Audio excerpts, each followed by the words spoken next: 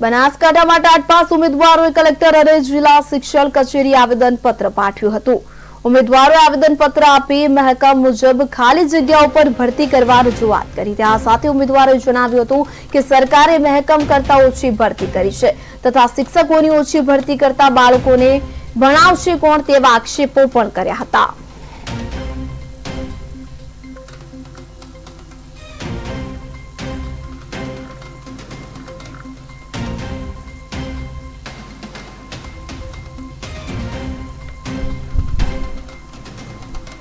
મારું નામ એબી રબારી, હું ટેટ પાસ ઉમેદવાર। મારી રજૂઆત એ જ કે ગુજરાતમાં શિક્ષકોની બહુ જગ્યાઓ ખાલી છે, એની સામે સરકારે બહુ ઓછી સંખ્યામાં ભરતી કરી। ઓછી સંખ્યામાં શિક્ષકો લેશે તો બાળકોને ભણાવશે કોણ? એટલે અમારી એ જ માંગ છે કે તમે મહેકમ પ્રમાણે જે જગ્યા હોય એ મુજબ પૂરતી ભરતી કરો।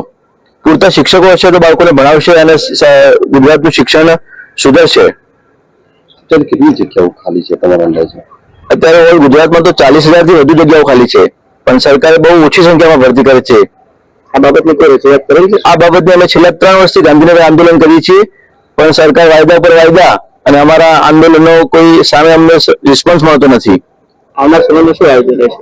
આવનાર સમયમાં જો આ જ રીતે કરશે તો અમે ફરીથી ગાંધી જગ્યા માર્ગે ગાંધીનગર જઈશું અને ત્યાં આંદોલન કરીશું। મારું નામ એબી રબારી, હું ટેટ